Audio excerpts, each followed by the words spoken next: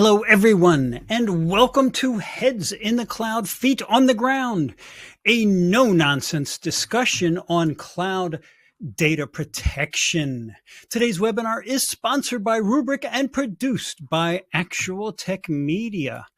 I am Keith Ward. I am with Actual Tech Media, and I am pumped to be your moderator for today's event. But before we get there, there are a few housekeeping things I need to let you know about. And the first thing, after letting you know who I am, is to let you know that we love getting your questions. Just put them in the questions box, and the webinar control panel should be over there on your right-hand side. And also let us know where you're logging in from today. We love to hear from you and know what part of the country or the world you are from. Now, that Q&A panel is also the place to let us know if you can't hear something or see something or something just goes wrong in general. If that happens, it normally can be fixed by a browser refresh or two. So try doing that first. If that still doesn't work, let us know in the Q&A and we will provide further technical assistance. All right, next, check out the great free resources in the handout section. And today's event includes 3 from Rubrik. First one is an introduction to Rubrik's version of cyber resilience. There's also a white paper called Rubrik Security Cloud, the trusted data security solution for cyber recovery. You'll also find a report on the state of data security and measuring your data's risk. So how much at risk is your data right now? So those are 3 handouts definitely worth looking over and downloading before the end of the event today. How about right now? This seems like a good time to do just that. In the handout section, you're also going to find a link to our ATM Event Center, which has our calendar of more upcoming events just like this one. Look that over too, see what events you like that are coming up, and sign up today for those. All right, lastly, at the end of the event today, we are going to be awarding a $250 Amazon gift card to one lucky registrant to help you get a start maybe on your Christmas shopping, because we are getting to that time of year. Now, you do have to be in attendance during the entire live event to qualify for the prize. The official terms and conditions of the drawing can be found in the handouts section. Just scroll to the bottom and you will find the link with all the details there. And with that, folks, let's get to the main event. I am ready for it. I hope you are. It is my pleasure to introduce you to our presenters today. They are Bill Gerling, Director of Emerging Technologies at Rubrik, and Corey Quinn, Chief Cloud Economist with the Duckbill Group. What do you think about that little thumbnail picture of Corey? Seems like an interesting guy, doesn't he? Well, let's hear what they have to say about today's topic. Bill is up to bat first. So, Bill, you are on deck, sir. Step up to the plate and take a big old swing.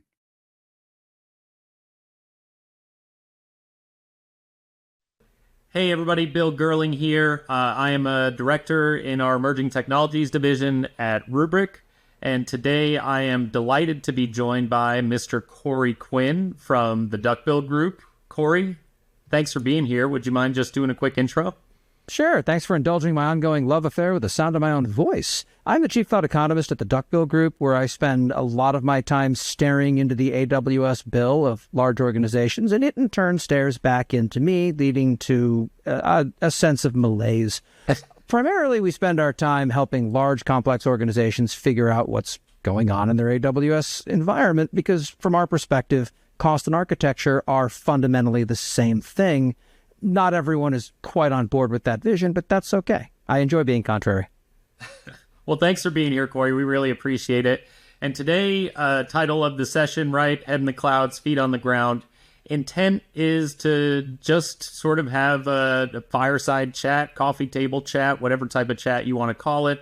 Talk about some themes that we're seeing out in the marketplace with regards to cloud adoption, security, efficient ops, cost control, as you just mentioned. So with that, I figure we could just dive right in and start chewing the fat. Maybe we start at the beginning, right? Obviously, public cloud adoption is at an all-time high. Many customers have been in these platforms for 5-10 years at this point. Some folks, new entrants.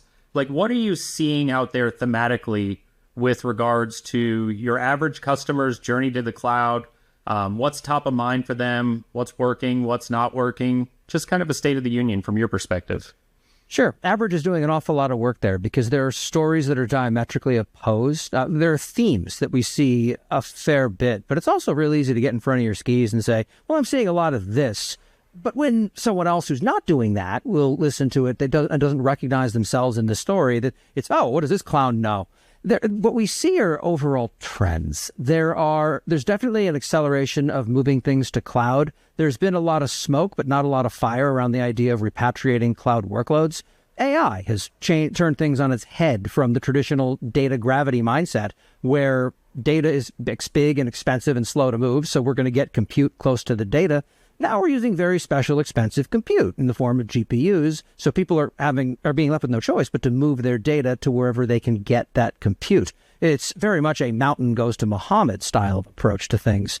But that's for AI workloads, despite all of the constant drumbeat hype that's going on, where AI marketing is being fed to us like AI through a goose. Instead, we're seeing that that the actual workloads that don't get a lot of attention are still far and away the most dominant in most environments. It's easy to fall for the marketing hype and believe you're doing something wrong if you're not going all in on AI. I assure you, almost no one is going all in on AI. Yeah. That jives with kind of what we see out in the wild here at Rubrik too, right? You would think that as you talk to large customers from multi-billion-dollar enterprises, Fortune 100 type companies, right, that everybody would be what they're calling digital native, microservices, containerized workloads, serverless architectures, right? And really what we see out in the market, while those things exist and many customers are driving towards them, I would say more customers are driving towards them now than ever. There's still a whole lot of legacy architecture up in platforms like Amazon Web Services, right? Is that something that you're seeing in the wild as well? A lot of sort of like lifted and shifted 3-tier applications still running in these cloud platforms? And if what is the impact of that pattern on a platform like AWS? It remains a truism that legacy workload is the condescending engineering term for something that makes money. Yeah. And you had the temerity to build a thing further back than 18 months ago. What is that piece of crap doing? About $4 billion a quarter. So maybe show a little bit of respect. There's that approach to it where people have lifted and shifted things. And that has always been an expensive way to operate. You're treating the cloud like it's a data center instead of which is a good way to improve your data center environment at the expense of your cloud environment. If you wind up doing an apples to apples comparison of just physical servers versus what it costs for that same level of resourcing in a cloud environment, it is significantly more expensive. There's no getting away from that until you start factoring things in besides the raw cost of the computer, the electricity to run it, the people who need to be in the data center to maintain it, the cost of the lease. Things are measured and metriced differently in terms of cost. You're at a point now where you can make a good faith business case for staying in on-prem or moving to the cloud in either direction for the same workload, depending upon what precepts you start with. My general guidance is wherever your workload is today, unless you're having a serious problem with it, it's probably fine to leave it there and focus on something that you're going to see more impact from.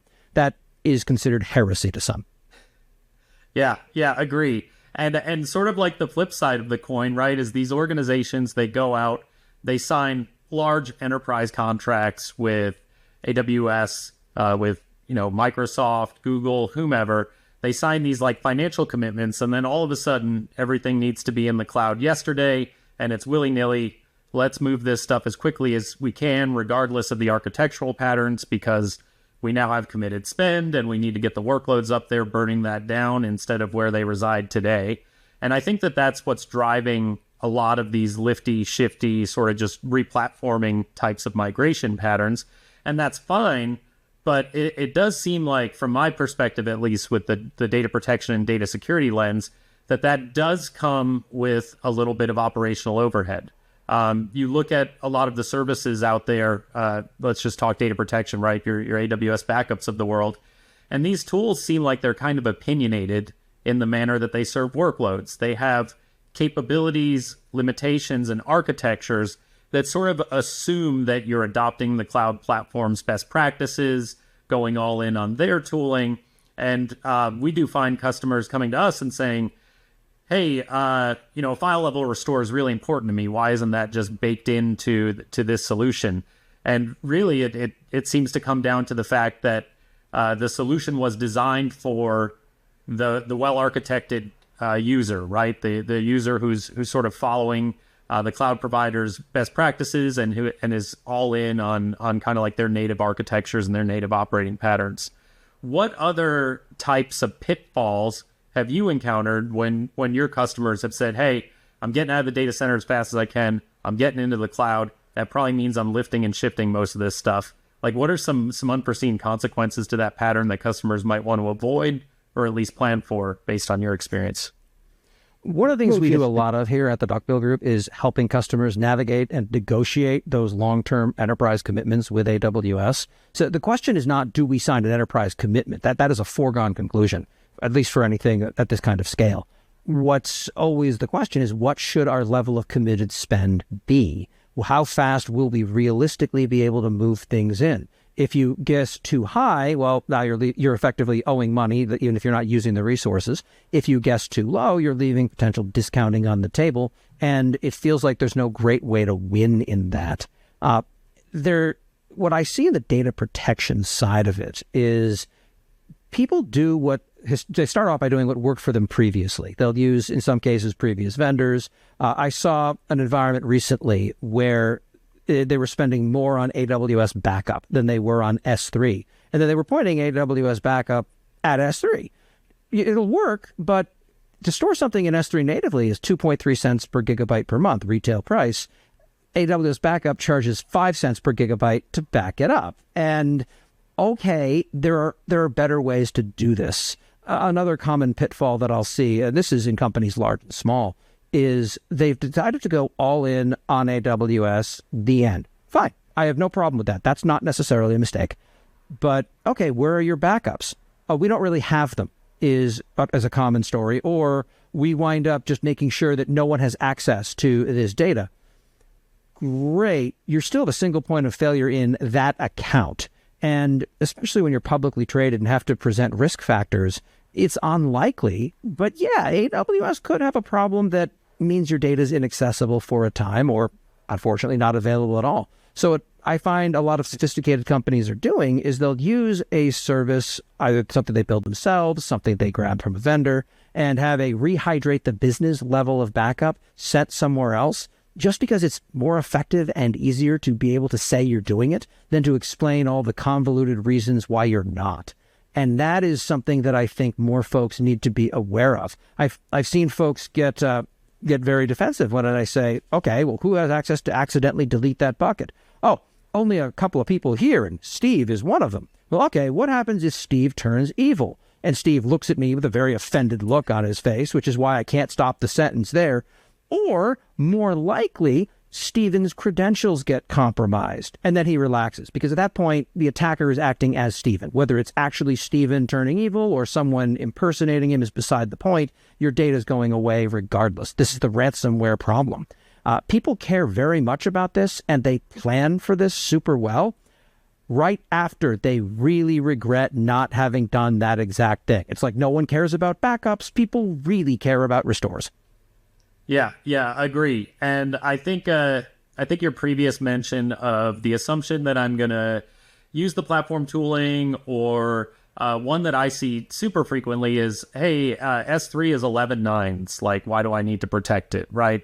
And 11.9s doesn't save you, to use your terminology, when Steve goes evil or when Steve's credentials are compromised and some sort of threat actor is acting in his behest, doing nasty things. People don't think about disasters in a common case. When you look at AWS's standard offering versus their infrequent access one zone, it's in only one availability zone. They both offer 11.9s of durability. What that means is that is the likelihood of enough hard drives simultaneously failing on Amazon side to render your data unrecoverable. It's likelier to hit the lottery numbers, I think, 10 weeks in a row or something like that. The gravity spontaneously not working anymore is on par with that degree of likelihood. What is far likelier by orders of magnitude is error by an operator somewhere. Maybe on AWS's side, someone there is configuring something and makes a terrible mistake. Maybe someone on your side types the wrong flag to a command and suddenly blows things away. Maybe someone screws up a lifecycle policy and data gets irrevocably deleted. These things happen. The answer is not that, well, we just hire people that won't make mistakes and will be very careful. People are fallible. They're going to make mistakes. Have a plan to handle it when they do. This is not new to cloud. This has always been the way since we first discovered that we could trick sand into thinking. Trick sand into thinking. I love it. Yeah, it hits home. It hits home. We talk to so many customers here at Rubrik that, I mean, the pattern seems to be, generally speaking, probably overgeneralizing here, right? But I lift and shifted everything into the cloud platform. I'm not seeing the scalability, the speed, the cost reduction, the global reach that I assumed that I was going to have immediately when I adopted the cloud platform. All of a sudden, there's sort of an oh crap moment, a reassessment of the whole initiative, right? Are people repatriating to on-prem? I'm sure some are. I'm sure it's not as widespread as some of the voices in the market would make it seem. It's very infrequent, and it's on a per workload basis. We're giving up on this whole cloud thing. Yeah, well, I mean, we're looking for an excuse and a scapegoat, right? Like, it couldn't be what I did. It couldn't be the fact that I didn't plan for operational efficiency or I didn't design with cost or security in mind, right? It must be the platform that I've adopted, and if I just move it back to the other platform, things are going to be hunky-dory, which we know is also not the case.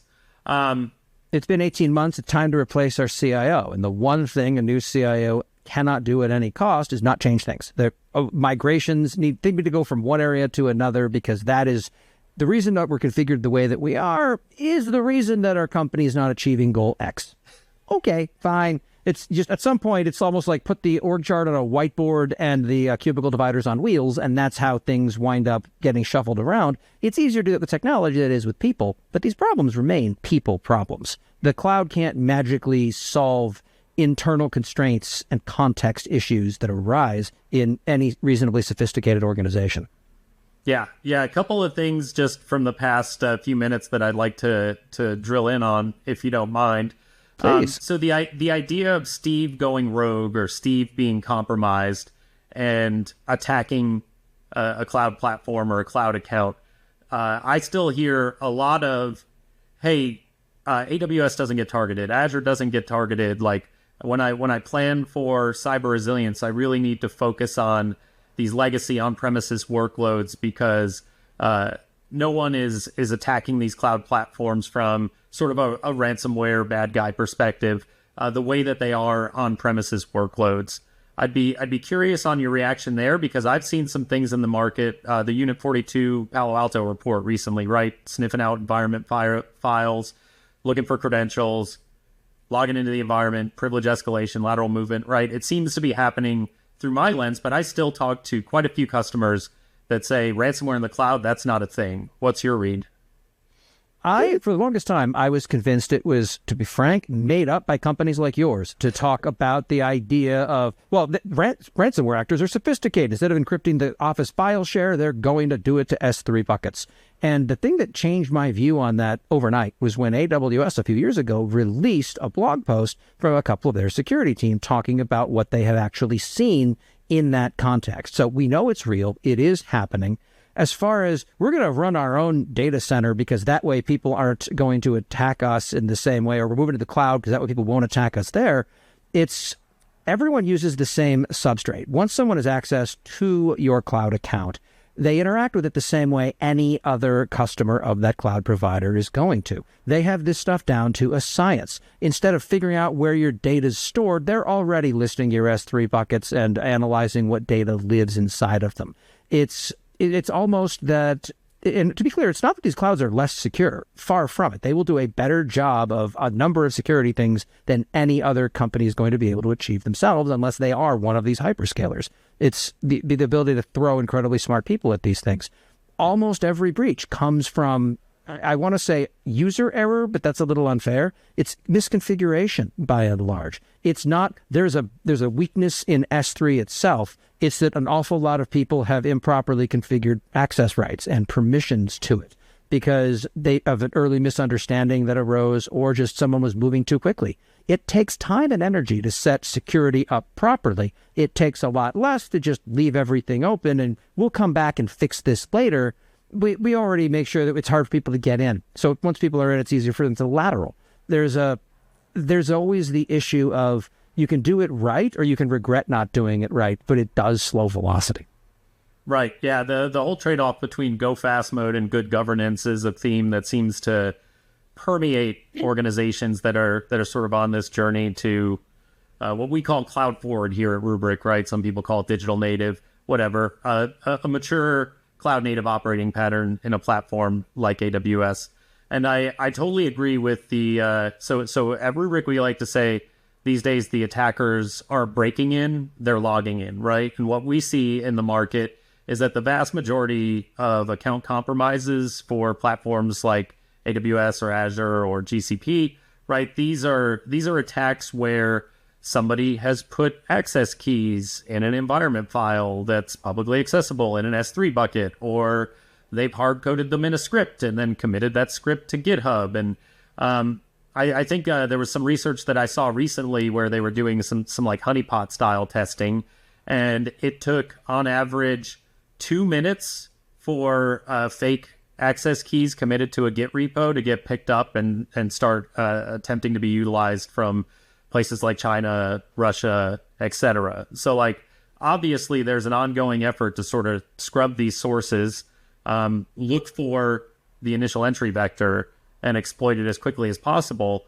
And then if you think about the cloud versus a traditional data center, right, there's one thing that is both an advantage and a disadvantage to consumers of it, and that's that it's API driven. There's a number of existing SDKs and off-the-shelf tools for interacting with those APIs, and thus, once access is granted, iterating over the resources in these environments, introspecting them, and then ultimately exfiltrating or destroying them becomes somewhat of a trivial effort, right? And this is in a paradigm where folks are also, in parallel, trying to re-architect these applications into cloud-native operating models that they may be unfamiliar with when compared to like a 3-tiered application architecture. So you've got change, complexity, assumptions, and human error, all ultimately leading to a really bad day at the office. Am I right?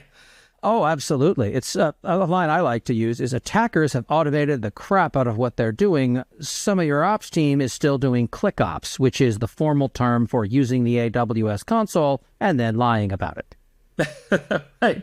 And they're going to move faster than you are. They're definitionally going to be better at this than you because they're very practiced at this. And you might say that we're not an interesting enough target to go after, but one of the things about cloud is they don't know that. All they know is they have keys to an account. They don't know whether this is your hobby project or whether you're a multinational bank. They just know that they have access. They're going to do the thing that they're going to do. And having something that is air-gapped in some realistic way, that if you have access to the production environment, you never have access to the other backup environment and vice versa, is absolutely of critical importance. That's something that I think that in the early days, we were really left with no choice but to do those things ourselves because the vendors hadn't really caught on. This cloud thing might be a fad, which was a weird thing to say in 2019. I kid. But there was a sense that if I want to do this right, I'm going to have to do it myself because all the vendors are selling is a bunch of things that worked in data centers that they're now dropping in onto EC2 instances and running in my account on a per hour markup. That's no longer true. There are a lot of the folks who work on this, Rubrik is a good example, are definitionally going to have more energy and care around this problem and all of the ways it can potentially fail than I will when this is just one thing on an ever-growing task list that I have to be responsible for. And remember, getting the backups working is never at the top of that task list when people are screaming at you because something is broken. It's just really unfortunate when it never makes it to the top ever, and then you really wish it had. Yeah, and we've had a number of customers sort of like jump in the deep end with all the platform native tooling and then come to us and say, it doesn't support the data type I need it to support, or it doesn't have the specific type of recoverability I needed to have.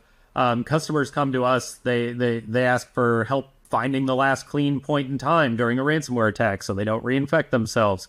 They're asking for help recovering sort of en masse to out-of-place clean room type targets so that they've got the ability to run their forensics tools and they don't run the risk of reinfection.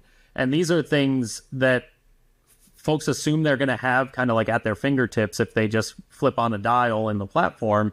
And then after the fact, they realize, hey, I need a third-party tool. And I'm honestly not trying to toot Rubrik's horn here in this sense, but I think that pattern is pervasive throughout all sorts of technologies in the cloud ecosystem, right? You look at Cloud NAS, there's a surprising amount of technologies like Cloud Volumes on Tap being deployed, right? NetApp on top of AWS, essentially. You look at provisioning, right? And folks are leveraging tools like Plumi or like Terraform, not because CloudFormation is bad, but because this platform supports multiple clouds or has a piece of functionality that isn't included in the platform native tool. You look at networking, you look at ops tooling for application performance monitoring and logging, right? Like there's just all of these sort of known good patterns around implementing a purpose-built solution that does one thing and does it quite well and does it in a multi-platform manner. And that's incredibly important to most of the folks that I talk to because hybrid is still a very real thing, and the vast majority of the people in the world are operating with some sort of hybrid footprint, at least from my lens where I sit, the customers that I talk to. What about your customer base? Is hybrid the norm from what you're seeing? Is it an outlier? What's your take?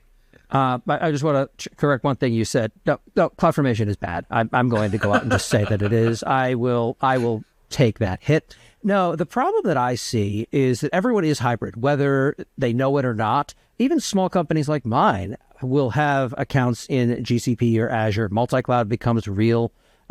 Whether companies have data centers or not is a bit more nuanced.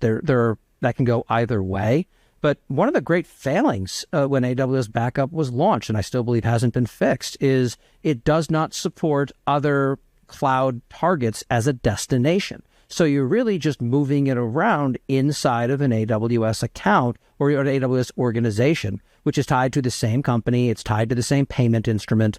And of the one thing I desperately want there to be provider resilience on, it's that level of backup.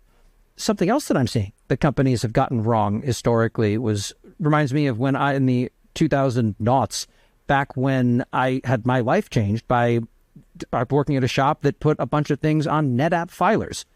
Okay, doesn't sound that interesting, except for the fact that every directory had a .shadow or .snapshot, a folder within it you could go into, and automatically there were snapshots of the previous time span for every file in that. And the number of IT support requests plummeted for, oh crap, I overwrote the report I was working on, can you help me? Because people could self-serve with that. So often people only catastrophize. They think of, we're going to have to bring back all of the data when it goes.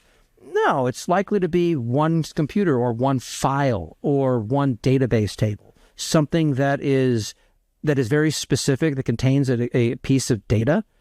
But that also lives in tension with regulatory requirements. We have to delete all the data, including from backups. How do we do that responsibly? And most people just start whimpering and look at what else is on their backlog that they can focus on instead. That is a universal at companies big and small. So obviously you're a cloud economist, right? You've been doing it for quite a while. As long as I've been doing cloud, honestly, I've seen your name out there around how do I understand this thing that is my AWS bill, and how do I begin to control the bleeding, for lack of a better description. You could ignore it and hope it goes away, but it kind of doesn't do that on its own. The one thing it never does is goes down unexpectedly. There's usually something horrifying happening somewhere. Does not organically decrease, right? So tell me a little bit about like the tug of war and how you're seeing customers reacting to what I see in the market as sort of like competing objectives.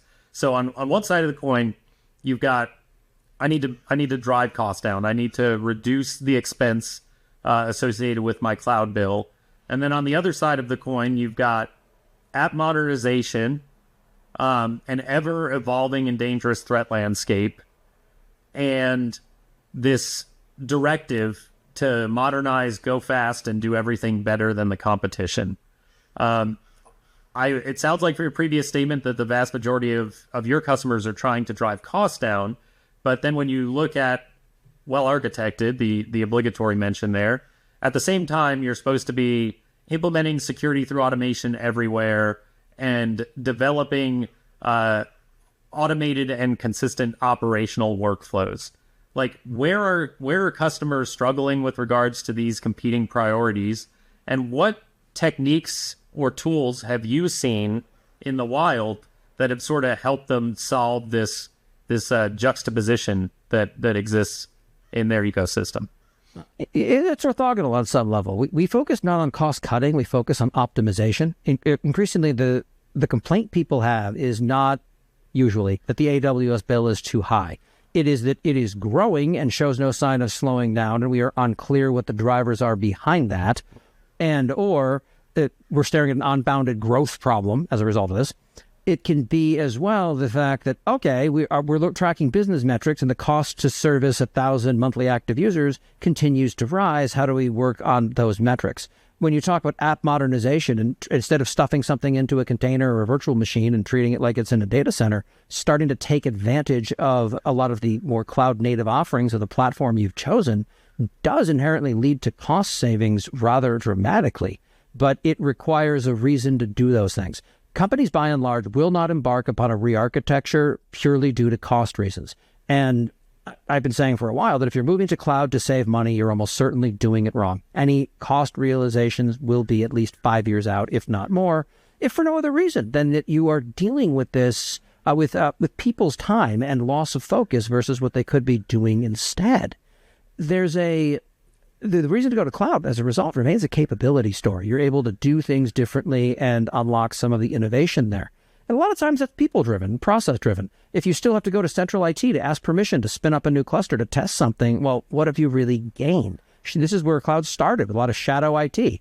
People still do that kind of thing. They have other AWS accounts that the security apparatus doesn't know about. So what are companies going to do is they'll wind up trying to address the capability shortfall. We're not seeing the innovation that we wanted to. What are we doing wrong? And as they chase that and the ability to do those things, cost gets folded into that as they move forward. There are basically two categories of problems in business. You have the how do we grow revenue and expand to new markets, et cetera, et cetera. That's what people are always excited about. And then you have the side of the world that you and I tend to live on. How do you control your costs? How do you make sure there are backups? Did we buy fire insurance for the building, et cetera? These are all things that you can spend all your time, energy, and money on until you have no company left. But it doesn't get you one bit closer to what you're trying to achieve. But you've got to do that. It's eating your vegetables. So finding ways to fold those initiatives into things in service of the first category of problem is usually the way that we see effective transformation get done.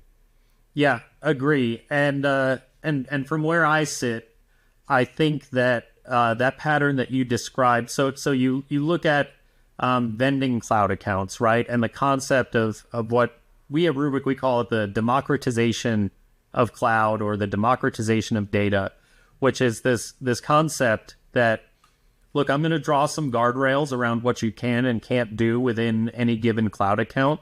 But beyond that, if you have a workload that you need to run and it's for a valid business purpose and it's been greenlit in terms of deployment, I'm just going to vend you a cloud account and I'm going to let you operate within my guardrails. And then you're going to provision into it and you're going to own your application stack and all of that end to end. Like, it's a good pattern when it comes to agility and innovation, but when you look at it through an operational lens, it introduces a lot of risks and complexity that businesses aren't really well attuned to handling until they've gotten some reps at it. So we see organizations with hundreds, with 1,000 cloud accounts, and folks coming to us and we say, hey, what's your data footprint? What services are in use? What are your most mission critical apps and where do they reside? Right. And the answer is a giant. It's a like, that's why we're talking to you guys, right? Like, candidly, and we each don't. one's built differently because you have different best practices emerging. And some companies believe that they can wind up putting the right guardrail in to enforce architectural homogeny. And that works super well at the cost of driving people away and slowing everyone down, right up until the day your company has an M&A adventure with a different organization, and now you're the same thing, and you have a split all over again. You have to learn to live with making peace with that. There's some rules that need to be hard and fast set across the org. And in the AWS context, you can set that with service control policies that forbid certain actions. I have one myself that forbids the registration of domains in all except one account, because I've been doing this too long and I am too old to start playing Route 53 whack-a-mole trying to figure out which of these 50 accounts does the domain registration live in, because I need to modify something about it. That's the sort of thing that you can start being creative with. But if one company wants to build serverlessly on top of Lambda, another one wants to run on containers, and a third wants to just build on EC2 like the olden days, great. I'm assuming that they're making those decisions in a well-intentioned way. You have to be able to empower those things and make sure that people understand what the consequences of certain things are. I've been saying for a long time that most of what an engineer needs to know about AWS billing fits on an index card. It is not that difficult to wrap your head around. Big things cost more than small things. Turn it off when you're done with it and not using it anymore. Every time you move data, you can safely assume it will cost something somehow, so be intentional about where you put it and have some sort of plan for these things. If every individual team is buying savings plans and reserved instances themselves, it leads to chaos. But if you do it on a central basis only, you wind up missing out on opportunities in business context. So it turns into how do you improve the lines of communication within your team? And that has always been a challenge. If I could wave a wand and fix company culture, I would be doing something very different professionally, and I would have nesting doll yacht money. Yeah. I think it's just sort of like an adjustment of expectations around kind of who bears what burden for the operation of the environment, right? Businesses are still drawing lines in terms of who owns operational things like backup. Like some of the businesses that I talk to, it's a central team. Some of the businesses that I talk to, every application vendor is responsible for their own application. Many are trying to get away from that pattern and sort of re-centralizing the activity and kind of removing the delegation aspect from data security, data backup, recoverability, cyber resilience, whatever you want to call it. But what I have found is like the importance of automation in all things, right? If you're automating the provisioning of a cloud account and handing it to someone who is likely automating the provisioning of the resources into said cloud account, then that means when you go to protect that data, when you go to secure that data, you need to be automating the discovery of new data assets, and you need to be automating the application and enforcement of those protection and security mechanisms, right? Like we talk to so many customers that have no idea where their data even resides. And if you have no idea where your data resides, you definitely can't tell me if it's recoverable. You can't tell me whether or not it's sensitive, and you can't tell me whether or not it's secured from a repository perspective in accordance with best practices. Meanwhile, you've got threat actors, just like you mentioned a moment ago, that are very, very good at sniffing these assets out, introspecting them, and doing nasty things with them very, very quickly, right? Like they get paid every single time they find sensitive data that's insecure and they exfiltrate it. They get paid every single time they find production data assets that no one knows are what not the protected. hell lives in their cloud accounts anymore. What's in your S3 environment? No one knows. One of the reasons that people tend to view my optimization efforts as cost cutting is because I ask fun questions like, what's this spare petabyte of data doing over here in this bucket? And you do some digging. It turns out that Sarah, the data engineer, did it for a 1-week experiment. Right. Sarah, the data engineer, resigned from the company 5 years ago. We probably don't need to continue paying the tens of thousands of dollars a month for that thing ever since. But there's a tension here, because if you delete data that people need, you have a serious problem. If you don't delete anything, well, that's just money. It's a better outcome. It is. In many cases, yes. Okay, it costs a little extra here, but on the plus side, our website didn't just crash into the sea. So there's a tension there. And I think that a lot of people don't know what their data is. In some cases, that's intentional. If you are hosting customer data very much by design, you don't know what that data is in many cases. So therefore, you have to treat that all like it is all of extreme criticality. Sure, maybe it's a bunch of cat pictures when all is said and done.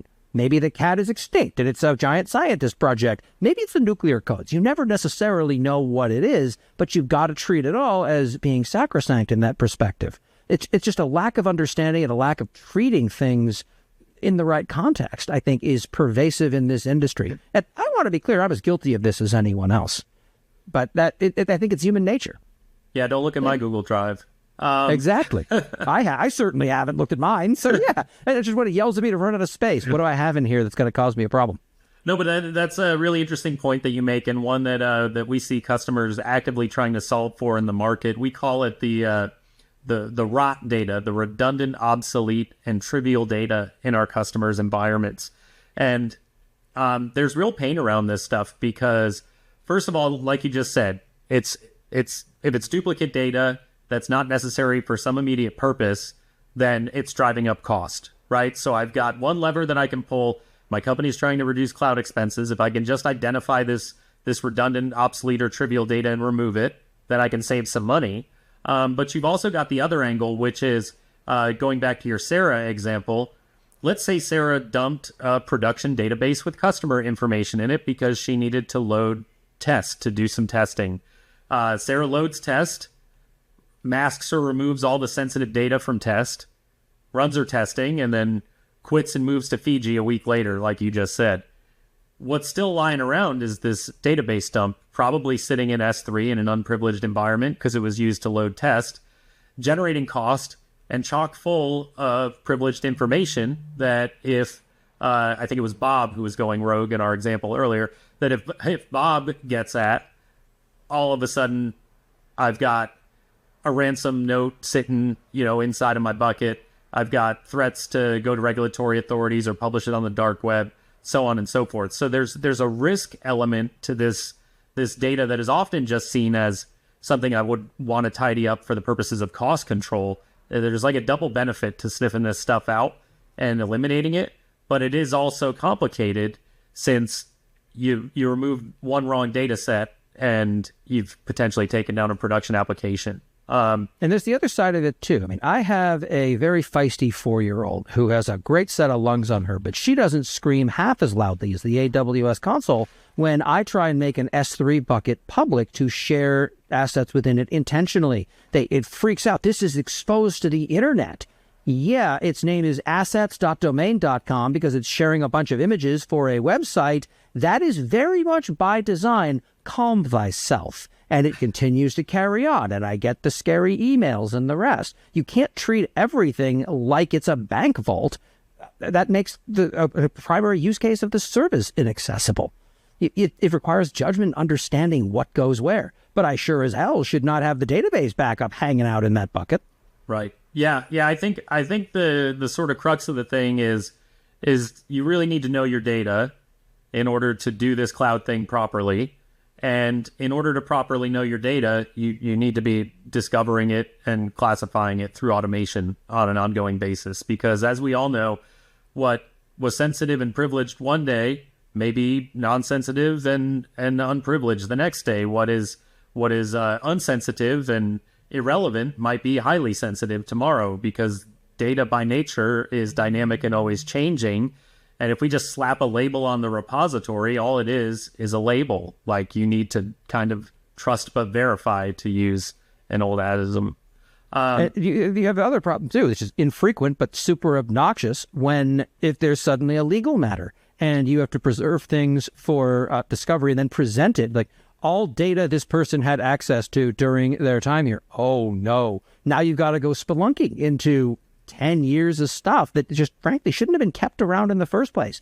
I'm not saying this in order to dodge legal claims, far from it. Instead, the problem that you see is that this happens from the place of just, if you don't have a policy to remove things, then stuff that is irrelevant will clutter everything up, and that's when discovery gets dropped off with a semi-truck out front with 3 more at the loading dock. So true. Well, Corey, I think we're coming up on time here. I appreciate the dialogue. This has been a great conversation. It's one that's near and dear to my heart, right? These are things that my customers struggle with each and every day, and that we are like actively trying to solve for in terms of data security and cost control. Any closing remarks for the listeners before we adjourn here?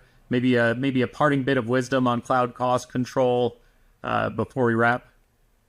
On some level, it feels like all these things are like eating an elephant. And the only way to do that is one bite at a time. Taken in totality, everything we talked about seems massively overwhelming and a project that can span many years at complicated organizations. So start small. Take a small facet. Look at one application or one thing that's irking you and dig into it for an hour or two and see what you can figure out. As much fun as just, find a vendor and then you're absolved of all responsibility. That's never true. You're outsourcing the work. You're not outsourcing the responsibility for the ultimate outcome. The last thing I have any tolerance for is when I get a data breach announcement that blames a third-party vendor. Well, who picked that, buddy? Because it sure wasn't me. It feels like it's a responsibility dodge. Frankly, I guess my parting words on this across the board is that we're all struggling with this, but people think that their organization is uniquely bad at it. I promise you, it's not. This is extraordinarily common, and almost no company has the kind of architecture that they themselves talk about on stage. They're talking about small environments in almost every case. Talk to someone who works there and ask if that conference talk resonates with you. Very often, it's going to be, no, my environment's a burning dumpster fire of sadness and regret, because they always are at every company. It's just how you roll with it that determines who your company is. What are the guardrails? Ideally, you have them. If not, maybe do something about that. Yeah, absolutely.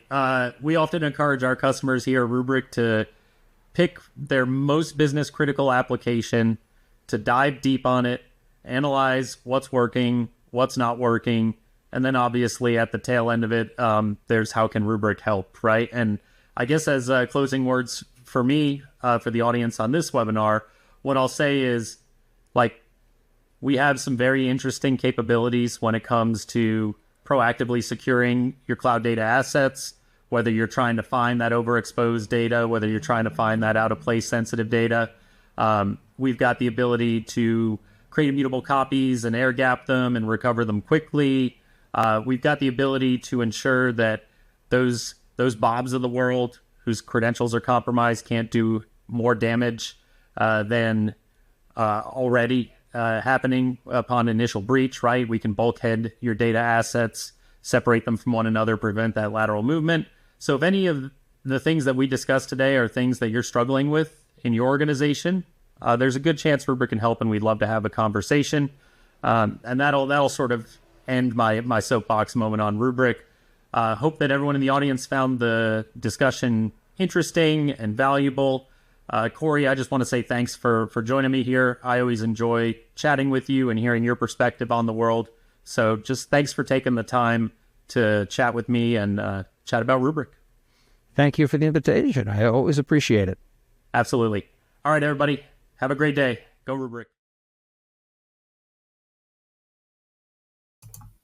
Yeah, go Rubrik, just like you said there at the end. Thank you so much, Bill and Corey. What an illuminating, fantastic conversation. I just learned a ton today, and I hope everyone listening and attending this event did as well. Sadly, the guys can't hang around for questions, but they will be following up on all those that you asked today. So have no fear about that. Before we wrap up, folks, there's one more thing I have to do, and that's make one of you $250 richer via the Amazon gift card. As I mentioned at the beginning, you do have to be present for the whole event to be eligible to win. And the winner for today is Larry Gray from West Virginia. Congratulations, Larry. We're going to be in touch ASAP to get you your card, so sit tight. And with that, on behalf of the Actual Tech Media team, I want to thank Rubrik for making this event possible. Thanks to you attendees for being here. It was so much fun to hang out with you for a little bit today. I always look forward to it, and I can't wait to see you in the next one. That's about all from here, folks. Go enjoy the rest of your afternoon or evening or morning, depending on wherever you are. Have a great day, folks.